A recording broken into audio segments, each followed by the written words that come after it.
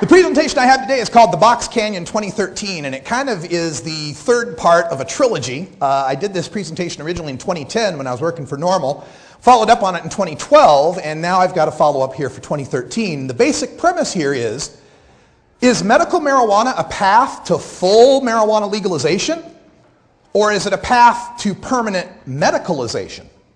And so what I do in this presentation is I like to take a look at the trends that have happened with medical marijuana law, medical marijuana politics, and maybe get you start to thinking about maybe an alternate strategy. So let's take a look at this. Before we get started, I have to issue a few disclaimers because we've had speakers earlier today from Texas Compassion and people who are very strongly involved with the medical movement, and none of this presentation is meant to disparage or deny the medical value of cannabis, of course. I mean, obviously, cannabis is an amazing medicine. If you've ever seen a very sick or disabled person use medical cannabis for the first time, it's like a freaking miracle. You can't believe your eyes when you see it sometimes. There was a great video, I can't remember who the lady was, but it was one of these documentaries where she has, I think it's multiple sclerosis or Parkinson's, one of them where she's trembling all the time and she can't hold her hands steady and she can't talk. And then she smokes a joint and she's like, well, so since I started using cannabis, I've been feeling, I was like, whoa. I mean, it was immediate like that. The trembling, like she takes the joint, she's not even exhaled yet and the tremors stopped. So it's medicine, there's no doubt about that. And of course, we shouldn't be arresting sick and disabled people for using cannabis. That's cruel and unusual punishment. If that's not an Eighth Amendment violation, I don't know what is. People like Jonathan Magby in Washington, D.C., who was a paralyzed guy in a wheelchair, they put him in a cell without any of his medicine. He asphyxiated on his own vomit and died in prison for possessing 2 grams of marijuana. So obviously, we don't want to be prosecuting sick and disabled people. Of course, from my point of view, I don't think you should be prosecuting and arresting anybody who uses cannabis, healthy or not. And, you know, we get these terms thrown out, recreational use, medical use, all of this kind of stuff. I like to look at it as personal use. I think it was Cliff mentioned that earlier. It's just personal use. Why you use it is irrelevant. You have the right to use it. But there is a difference between my use, which, you know, if I go without for a couple days, no big deal. Might be a little crabby.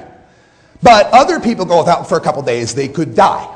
So we have to recognize there is that difference, certainly. And of course, if you think everybody should have the right to smoke pot, then you have to support sick and disabled people using pot. I always thought that was so funny when the politics would come out on this and they'd say, oh, you're supporting medical marijuana, but you're one of them legalizers. You're just one of them legalizers. Well, yeah, of course I support medical. What, I'm going to say, no, only healthy people should use it. None for the sick people. Of course legalizers have to support medical marijuana because medical marijuana is actually legalization. And a very limited set of conditions for a very small group of people, but it's a form of legalization.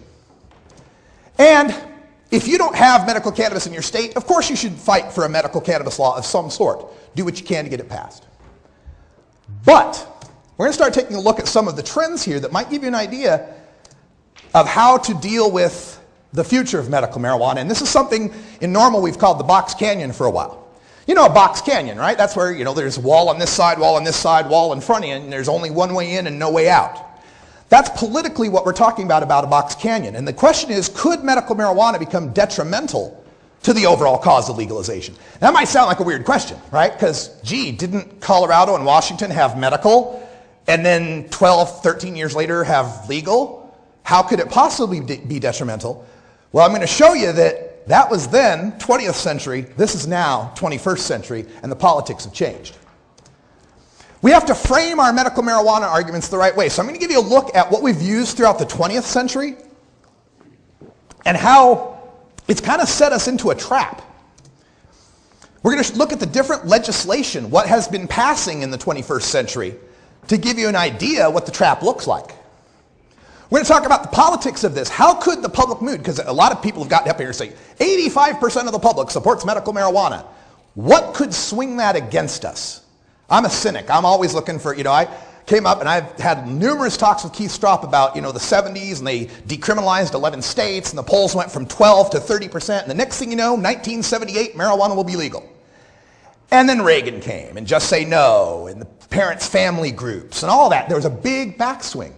And I'm a student of history, so I believe, if you don't know your history, you're doomed to repeat it. So if we don't think about that history of decrim and how the public's will changed like that, we could be subject to that same problem. And how are we going to fight for medical marijuana with an eye toward legalization? Now, people have mentioned this as the old camel's nose under the tent or the Trojan horse. Well, if it's a Trojan horse, it's made of glass. Because it's obvious what we're doing. We're trying to legalize marijuana, at least for sick people. And if we can get more people, great. So, part of this depends on a concept called framing. It's a neuro-linguistic concept that George Lakoff is one of the major proponents of. Framing, first of all, Lakoff is this guy I'm going to be taking some information from. He says all politics is moral. Somebody earlier today said something about facts, science, reason, and logic. How they're on our side. We've got the facts, the science, the reason, and logic. And if that worked, it'd be legal by now, right? So all politics is moral. People vote and they cast their political identity based on their morals. They vote for what's right and they vote against what's wrong, not what is factual versus false, what is right and wrong. And Otto von Bismarck, first chancellor of the German Empire, said, politics is the art of the possible. You might want to have legalization for everyone, but what's possible? So let's take a look at that. The morality that began in the early 1990s with Dennis Peron and the San Francisco Buyers Club and the first medical marijuana that was going out on the Bay Area, there was a moral framing to that. Because up to that time, through the 70s and the 80s and the early 90s, marijuana was just dope. It's just what dopers smoked. Potheads, stoners, It was just a recreational thing. With all the negative stigma that comes along with that. Now because of that, and I'll give you another Lakoff quote, all politics is moral. Politicians support policies because they are right, not wrong. The problem is that there's more than one conception of what is moral. Furthermore, moreover, voters tend to vote their morality since that is what defines their identity. So when people are voting against pot or say they're anti-legalization, they're not making a calculus in their head. Well, if we legalize pot, then more kids would smoke it, and then there'd be wrecks on the freeway, and then it would be bad, and so I'm against it. No, they're thinking of it as a moral issue. Pot's evil. Oh, it's just bad. You know why? Because it's illegal. You know why it's illegal? Because it's bad. And it's bad because it's illegal. And it's illegal because it's bad. Right? So there's a little moral trap that they're in. And the way to kind of think of this, think of the scales of justice, right? And the way people weigh their options on things. And here in America, we've got a big, strong support for our civil liberties, right? We believe in our civil liberties, our First Amendment, all that kind of stuff. That's a strong American value. But a stronger American value is protecting society from cannabis users, right? We're willing to give up our First Amendment, our Fourth Amendment. I mean, not we. The public is willing to give those things up as long as it's protecting the children, as long as we're protecting society from cannabis users. So what we have to do as reformers is to flip this moral scale to make it immoral not to support marijuana reform. And how can we do that? Give them a better morality to identify with. Alleviate the suffering of the sick and dying. And that was the breakthrough we had in the 90s. We turned it around from, we got to protect society from the pot smokers. Oh, but if they've got cancer, come on, let them smoke. They're suffering. Let's help them out. And that was the moral kind of bargain we made with the voters. We're not talking about legalization. Just these sick people. Just these really sick people. Not legalization, though. Just the sick people. And that worked. And part of the reason it worked is because framing is much more than language or messaging, according to Lakoff. A frame is a conceptual structure used to think with. Frames come in hierarchies, and at the top of the hierarchy are moral frames. People will evaluate morality before they evaluate fact. And all language activates frames in the brain. The more certain frames are activated, the stronger certain moral views get in people's brains. Let me give you a quick example of the neurolinguistics of language. Marijuana. Word association. Marijuana. Give me a word. Awesome. Awesome. Marijuana. Hot. Pot. Weed. Rope. Joint. Stoner. Cheech and Chong. Whatever, right? Cannabis, though, evokes a different set. For some people, it evokes nothing because they don't know what cannabis is. And that's better than having them come in with a negative framework. But we'll get to that in a second. The big problem with this morality play is this. There's got to be something wrong with you to use marijuana. That's the moral trade-off we made in those early medical marijuana states. We said, there's got to be something wrong with you if you're using marijuana. Now, if you're sick, if that's what's wrong with you, then okay, we won't prosecute you. But you other people that are using marijuana, there's got to be something wrong with you. And we're going to lock you up. So how do we flip that? One of the biggest pet peeves of mine in this movement is this saying, right here. I'm a patient, not a criminal. Seen it almost every state that I've worked in. I'm a patient, not a criminal. Well, guess what, folks? I'm not a patient. So I'm a criminal? That's the problem with that medical marijuana morality frame, is it sets you up in a situation where you are tacitly agreeing with the prohibitionists. You are agreeing that someone who's not a patient must be a criminal. Well, I'm not a criminal, and you're not a criminal. Of course we're not criminals. Here's how we flip that. In the I'm a patient, not a criminal view, you end up with a situation where there's two groups of people. People who are using marijuana, people who are very, very sick and disabled, and where they meet, that little wedge in the center, didn't know we were going back to Venn diagrams, did you? That little wedge in the center there are the people who are too sick to arrest for using marijuana. So what does that leave in the left-hand circle? People who are healthy enough to arrest for using marijuana. Doesn't it sound weird when you say it that way? I can't lock this guy up. He's really sick. But you seem pretty healthy. Off to a cage. Makes no sense. Here's the way I look at it. People who shouldn't be arrested for using marijuana include the personal, the spiritual, and the medical uses.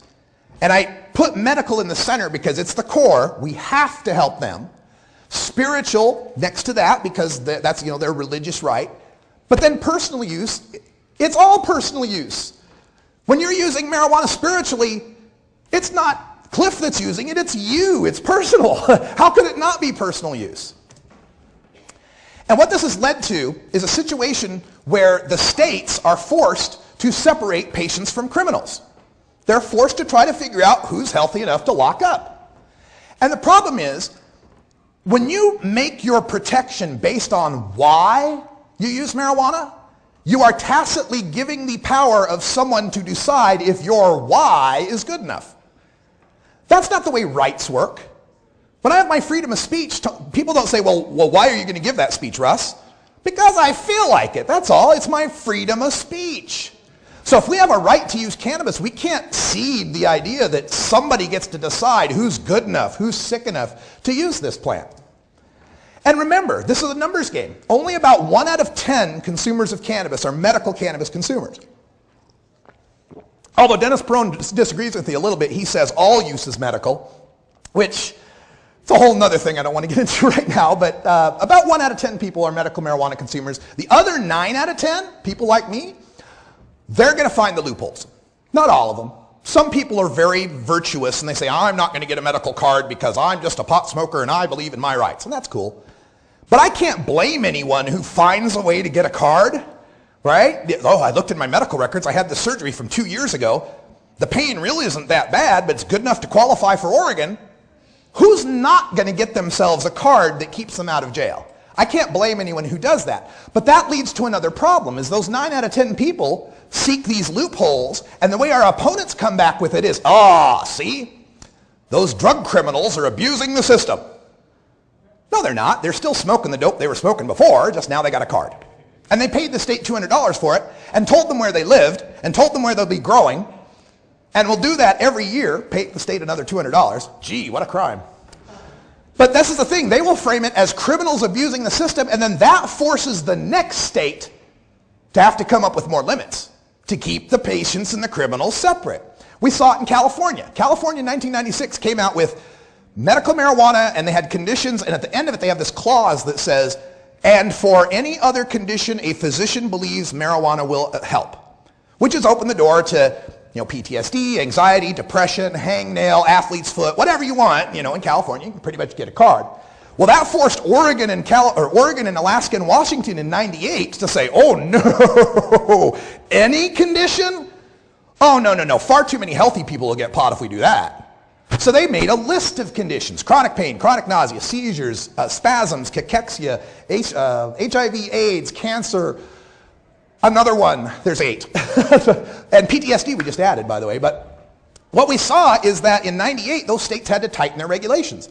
And in 2000, Colorado passed a medical marijuana law that's super regulated from seed to sale, because God forbid a gram of marijuana got in the hands of a healthy person. And then eventually technology is going to beat us on this one. Because as long as they keep tightening and tightening and tightening the regulations, eventually someday they're going to come up with a spray or an inhaler or a pill that works just as good, or if not better, than raw plant cannabis. And then where are we? I have to have my plant. Why? We have this inhaler that works twice as well in clinical trials, and your insurance will pay for it. Oh, but I really want the plant. Yeah, you're going to take this. That's what's going to happen. So let's take a look at that. Let's look at these trends here. A great warrior in the medical marijuana movement. If you don't know this man's name, Dr. Todd Micairia, write it down, look it up. This is one of the fathers of medical marijuana in this country, one of the most important activists we ever had. And he said, cannabis has been categorized in contradictory and diverse ways, subject to political context. Semantic characterizations are important in shaping institutional policy. Now the flip side of that is his rotundity, Governor Chris Christie of New Jersey, who said, and I quote, "We do not want to become a Colorado or California. I don't want this to become a cottage industry for unscrupulous doctors who will write prescriptions no matter what, and for folks who might run these facilities who care more about profit than they care about compassionate care for the individual citizens who try to qualify for it." So Chris Christie, again, is the archetype of we really got to restrict the program to keep the stoners out. And we'll show you how. I made this chart just the other day. This is a chart of the medical marijuana laws in America and how many plants they'll let you grow at home. Your own medicine that you can grow. Now we start with California. And California, I kind of faded it because there's really not a limit in California. California's law actually says a doctor can recommend as many plants as you need. It could be 99 plants, and if your doctor wrote that down, then you're okay. Well, in '98, Washington, Oregon, and Alaska said, whoa, as many plants as you want? Oh, hell no. Washington limited theirs to what's called a 60-day supply. How much is a 60-day supply of marijuana? Well, for me, it's a lot. But a 60-day supply of marijuana in Seattle turned out to be 6 plants. But in Spokane, turned out to be 2. And in the Tri-Cities, where they really hate pot, it turned out to be, well, bust you anyway. So they made such a loose regulation that the county sheriffs in the different counties could kind of make the law whatever they wanted it to be. Oregon set their limit originally at 3 mature plants, 4 immature plants. Alaska set its at 3 immature, 3 mature. Maine set theirs to 6 plants total. Colorado in 2000, 3 and 3. Hawaii and Nevada in 2000, 3 and 4. So up until 2000, all the way through the 20th century, the trend was limit the number of plants. Let's limit to down to 6 or fewer plants. You know, so the healthy people don't get any marijuana. But then in the 2000s, we had some changes. California had a bill that was actually called SB 420. Isn't that cool? SB 420 set what they call a floor. They said you can have, if you have up to 6 plants and 12 seedlings, then it's definitely medical, but you can still have more than that if your doctor says it's okay. And then these other states, Montana, Vermont, started passing bills with better plant limits. Better plant limits. Oregon, whew, that was close. Oregon changed their law with SB 1085 and made the highest limit in the land, 6 mature plants, 18 seedlings. Rhode Island, 12 plants. New Mexico, 4 and 12. Michigan, 12 plants. Washington finally got around to defining their 60-day supply as 15 plants. And then there's the rest of the graph. I didn't make a mistake. Since 2010, 7 states have passed medical marijuana. Not one of them allows you to grow a plant at home. Not one. Well, a couple exceptions. In Arizona, if you live farther than 25 miles away from a dispensary, you can grow your own. But if you live within 25 miles, they call it the 25-mile halo, you have to shop at the dispensary. You can't grow your own. When I asked MPP about this, by the way, their representative said, well, we had to make the 25-mile halo to ensure that the dispensaries would have a viable market. Because, you know, opening a pot-selling business is very tough. Really hard to build up your customer base, huh? New Jersey, no home grow. And I guess on another slide, I'll save that, hold on. But Arizona's got the restriction on 25 miles. Massachusetts has what's called a hardship exemption, where like if you're too poor or you're too far away from a dispensary, you can ask the government permission to grow your plants and maybe they'll let you. But DC, Delaware, Connecticut, Massachusetts, Maryland, no home grow. The Illinois bill that's up right now that might get signed by the governor, no home grow. The New Hampshire bill had home grow, and the governor said, well, I was talking to law enforcement, and I'm not going to sign this until you take out the home grow. And New York, same thing, no home grow. So it looks to me like the trend is, don't let them grow their own medicine. Why would they want to do that? Why would, well, one side, politically, we had to. We couldn't pass it unless we did this. But think of this from the prohibitionist standpoint. What would be their goal of not letting us grow our own plants? Well, part of that goal would be to make sure they have control over the medicine. So that should any future developments come out, like a spray or a tincture and inhaler that works better than pot, they can say, oh, well, guess what? Come to our dispensary. Well, where's all the bud? Oh, we got rid of all the bud. Now we have all these cannabinoid pharmaceuticals tested by the FDA, paid for by your insurance, and work twice as good. The other thing that's happening is we're getting fewer patients able to qualify for these medical marijuana laws. In California, it started off, any other condition. If you had PTSD or AIDS or depression or anxiety or insomnia, you could get a card. Other states went, no. We're going to list this to a very specific list of conditions.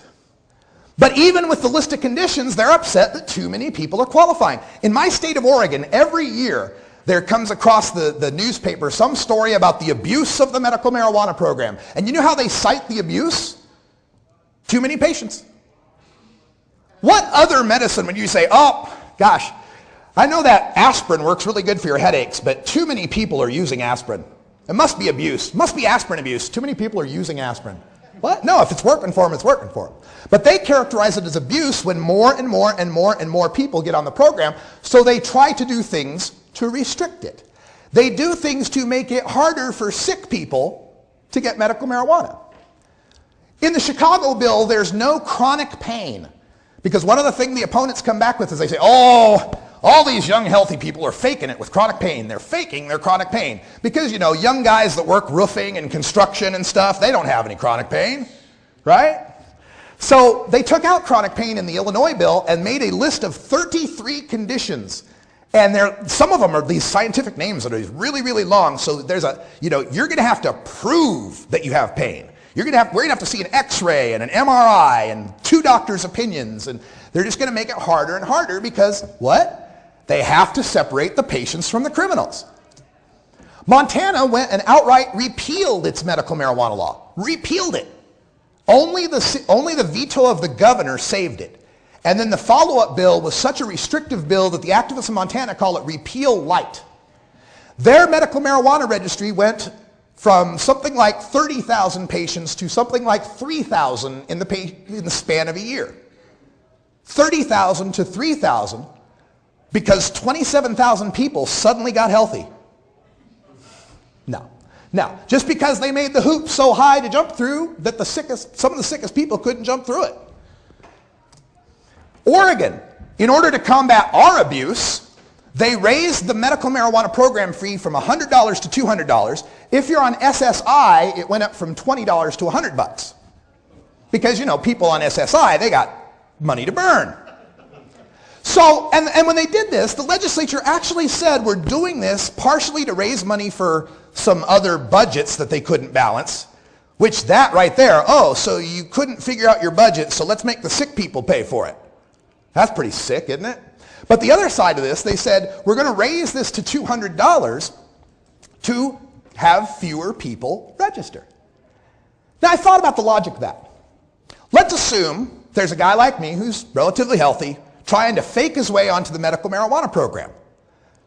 If it's $100, all right. $200, all right. But that guy on SSI, it's not all right. What they did by raising the price to $200 is weeded out the sickest and most disabled who can't afford the program anymore, and did nothing for guys like me, or maybe even guys using the system to deal weed, right? I'll sell a bag and make up that $200. So all they do by restricting these laws, and they have to keep restricting them because, again, we got to separate the patients from the criminals, all they do is make it worse for the patients and no less hard for the criminals. In New Jersey, to keep their system all tight and pristine, they don't have just a patient registry, they have a doctor registry. Your doctor has to sign a form with the state that he is recommending cannabis to people. They don't make doctors sign forms for OxyContin or Dilaudid or any of those other things, but if he wants to recommend a safe, non-toxic therapeutic herb, he's got to register with the state. Now, that's turned a lot of doctors off. I don't want to do that. I don't want to be known as the pot doc. And Governor Christie has decided there should be a limit on 10% on the THC in a plant. 10% THC, or as we call it back in Oregon, swag. If it's medical, you want it to be more THC, more CBD. You want more cannabinoids. That's the medicine. That's like saying, oh, we only want an aspirin pill that's 10% salicylic acid. Why? And then finally, this Illinois one, in addition to those 33 conditions that they require, a 30 or a 90-day relationship with your doctor, which if you don't know about medical marijuana states, a lot of times what happens is if I go to my regular doctor, my regular GP, and I say, hey, I'd like to try cannabis, he'll probably say, get out of my office.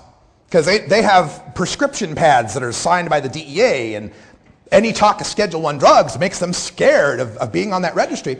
And in a lot of places, the doctor likes cannabis and would recommend it, but he can't, or she can't, because they work for the VA, or because they work at a hospital that gets federal grants, or because they work for a clinic that has a drug testing policy or an insurance policy. There's a million excuses why regular doctors won't recommend cannabis, so a lot of people get their records from their regular doctor, take it to a clinic like THCF, like Alt Mid Choices, we got a bunch of them, that specialize in medical marijuana, to get their card. And you know what our opponents do with that? In Oregon, they say 80% of all medical marijuana cards are signed by 5 doctors. Yeah, that's kind of like saying 100% of the abortions in Wichita are performed by one guy, because there's only one guy, right? Same with medical marijuana. The reason a few doctors write so many recommendations is because the other doctors can't or won't. So it's a stupid argument they make. Now, how could this pendulum swing back on us? How could people be against medical marijuana when it seems to be so popular? Well, you remember Barry McCaffrey, the old drug czar? He said, I think it's nonsense. This is mostly Cheech and Chong show for the quasi-legalization of marijuana. And then Judge Judy, who once said, don't pee on my leg and tell me it's raining. And the reason I bring these up is because there's beginning to be a bit of don't pee on my leg and tell me it's raining with respect to medical marijuana. And again, I'm not demeaning the medical utility of marijuana. I'm talking about the politics. You hear it all the time. People talking about, oh, they're faking it, they're faking it. The latest poll that came out and said that medical marijuana enjoyed 85% support in America also said 30% of the people thought that it was being used for legitimate medical purposes. So a large group of the people who support medical marijuana, they know that a lot of people aren't really medical, but they still support it. But how could this swing back on us? Medical marijuana is a hoax. Mayor Bloomberg of New York City just said this. He actually said medical marijuana is a hoax, especially if it's in a 64-ounce Big Gulp cup. That's a Bloomberg joke. Anyone? All right. Well, here's why he thinks this. I go to medical marijuana events all over the West Coast, billed as medical this or medical that. Most people don't enter raffles or use vending machines to get their medicine, but they do with medical marijuana. Most people don't gather in large groups to have judging competitions on their medicine. Welcome to the 2013 Insulin Cup, where we all get together and compare insulin and make sure we got the best. Who makes the best insulin? Well, to the general public, this seems like a hoax to them. Most people don't take ridiculously large doses of medicine, like the 12-foot vapor bag or the quarter-pound joint. Most people say, oh, really? Medicine? Really? Most medicines don't advertise by price. I know you're all jealous. This is $45 for top shelf eighths. I know in Texas you're all going, really? Yeah, 45 bucks an eighth. Oh, it's a 4-gram eighth, by the way, not a 3.5 gram. And finally, most medicines aren't sold through sex appeal, except Viagra. Those are the 420 nurses. They're at almost every event in what I call medical shorts. They're not hot pants, they're medical shorts. They're there in their medical shorts, their low-cut tops, they got the little, porn set nurse's hat kind of thing. And the mainstream sees that and goes, yeah, right, medical, sure. Now, this is the reality we live in out on the West Coast, and the unfortunate thing is this reality infects the East Coast, and this is what Chris Christie and all those guys on the East Coast don't want to see happen with their medical marijuana. The other danger is that pharmaceuticalization is coming. Remember our little Venn diagram. People that use natural cannabis and get arrested for it, and the people who are very sick and disabled, and where they meet, we have people we don't arrest for cannabis. But soon enough, we've got FDA trials underway for Sativex. It's a spray. It's a THC CBD spray. Works very well for multiple sclerosis and other issues. There are other inhalers and pills that are currently in development.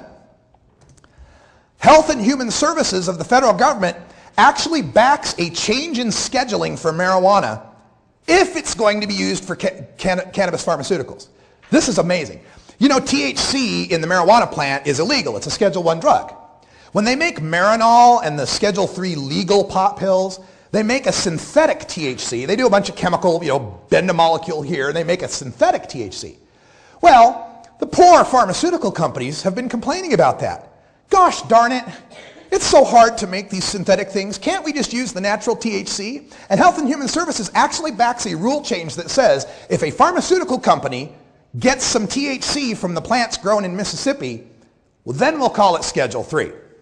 But if you grow a plant and get some THC from it, why, that's Schedule I and you go to federal prison.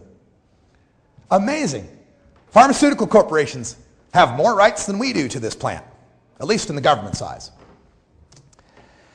And remember that moral conflict. The original moral conflict that got us medical marijuana was, you can't let the cancer patients suffer.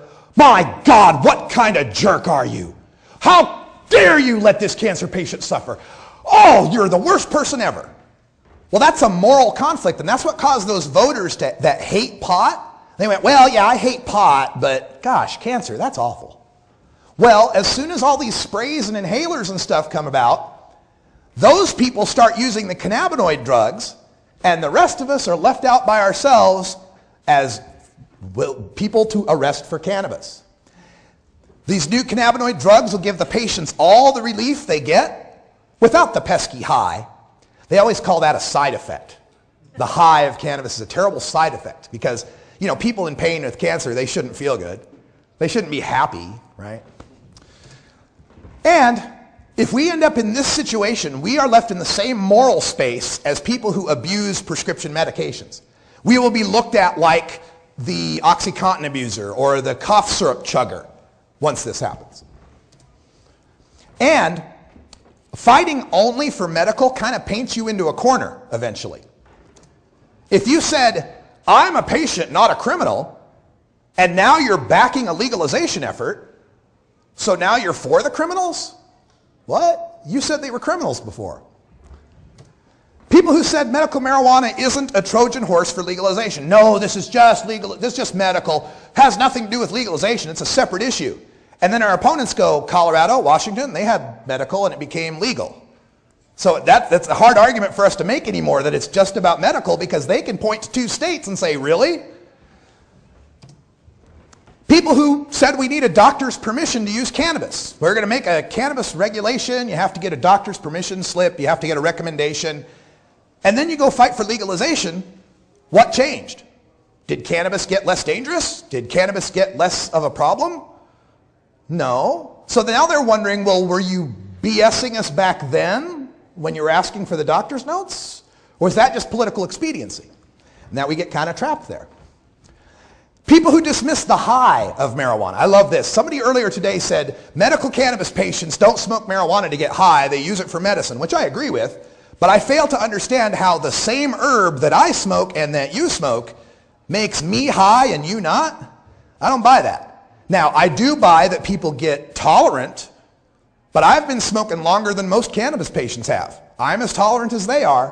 Whatever effect I'm feeling, they're feeling. It's one plant. It does not change. If I am standing with a Rastafarian, a patient, and myself, and we pass a joint, it does not go from being sacrament to medicine to dope. It's the same plant. It's the same joint. And folks that are trying to expand the medical access, well, let's add more conditions. Let's make it easier to get on the program. Let's make it so more people can get involved there.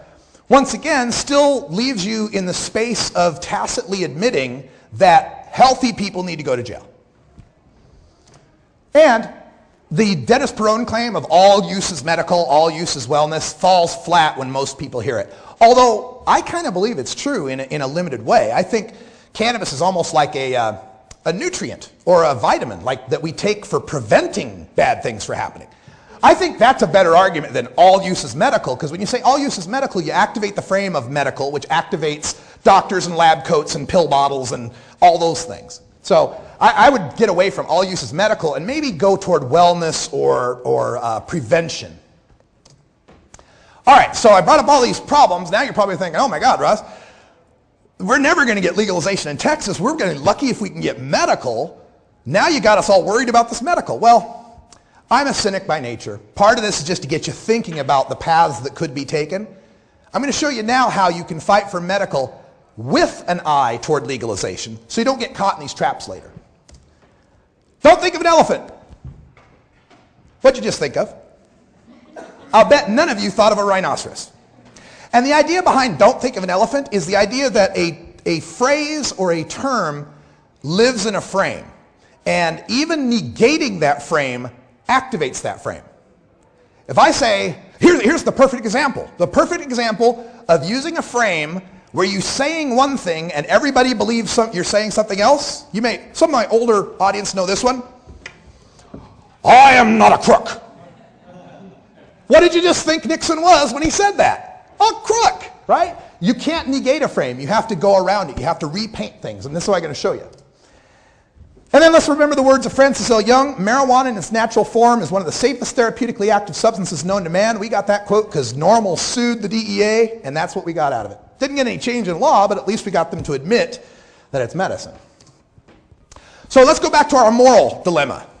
We allow medical marijuana because it alleviates suffering for patients, and that's more important than protecting us from the healthy dopers. How do we flip that morality? Because again, politics is moral, has very little to do with facts, science, reason, and logic. How do we flip the morality on them? I think this is the way we do it. Medical marijuana laws treat patients like second-class citizens. Do you know any medical insulin patients? Do you know any medical OxyContin patients? How come marijuana is the only one we say medical marijuana patient, as if the person is sick with marijuana? Other patients are known as cancer patients, diabetes patients, We don't call them patients based on the drug they take, we call it based on the affliction they suffer. Only marijuana does this. So what we do is we reframe this to say, by creating medical marijuana laws, you are discriminating against the sick and disabled, which sounds weird at first. What? But check it out. Here's how this works. Under medical marijuana laws, patients still lose their jobs, their housing, their child custody, organ transplants, right to a firearm. They put on pain contracts so that they can't get their oxy if they pee positive. All sorts of health care options are restricted for them. In some states, they're passing drug testing for welfare, for unemployment. So if you're a sick person on cannabis, you're a second-class citizen. You're being treated Jim Crow. You got a separate water fountain. Patients in the states that allow home grow are victims of home invasions if they're growing marijuana in their neighborhoods. Patients are forced to pay inflated prices for medical marijuana because the black market dictates what the price is. If 9 out of 10 smokers are paying $300 an ounce, then 1 out of 10 smokers are going to end up paying $300 an ounce. That's the way economics works. And this is the one that sticks the most for me. Patients can only use cannabis as a last resort. That's another thing the medical marijuana frame has brought to us, is this idea that, well, all right, you tried the oxy, you tried the Dilaudid, you tried the surgeries. I suppose now we can let you use some marijuana. When really, as safe and non-toxic as it is, it should be the first thing people are trying, not the last.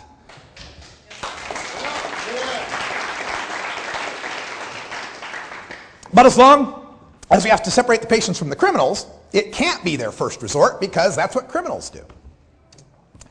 And a patient is always considered guilty until proven patient, right? When the cop pulls you over and he smells the pot, you're a criminal at that moment until you can prove you're not. I don't think any patient is a criminal, and they shouldn't have to prove anything. Nobody should have to prove anything. So how are we going to flip this? Oh, one more point. Not every deserving patient will get on the medical marijuana program. My ex-wife still runs a clinic in Oregon. She had to deny a medical marijuana card to a hospice patient with 2 months left to live. Obviously qualified. I forget what the condition was, but guys in hospice, 2 months to live, could not give that person a medical marijuana card because that person couldn't go get their medical records from their doctor and bring them in and pay the fee and all that stuff. So a person who perfectly qualifies, but because of the hurdle of the money or the hurdle of the doctor or whatever, they can't clear that hurdle, and a very deserving person suffered for the last 2 months of their life because they couldn't get on the program. So this is the moral frame that we set. We wish to end injustice and discrimination. We need to point out that no matter what we do with the medical marijuana law, someone's going to find a loophole in it. When they find a loophole, they're going to be considered a criminal abusing the system. The next state has to come up with a stricter medical marijuana law. More people get left behind, and the cycle keeps on repeating itself to the point where, like I said, now in the Illinois bill, you got to have a very strict condition. And I always like to say this: all use is none ya. None your damn business. I'll use it for whatever reason I choose. I'm sick, I'm religious, I'm healthy, I just want to have a good time on a Saturday night. All use is none ya. Let's turn marijuana back into the right that it is and get it away from all this moralization. People don't have to like us for smoking pot. People don't have to like pot. I don't like kimchi. I had a Korean neighbor once, cooked kimchi. You ever smelled that stuff? Oh, worst stuff, right? But that's your right.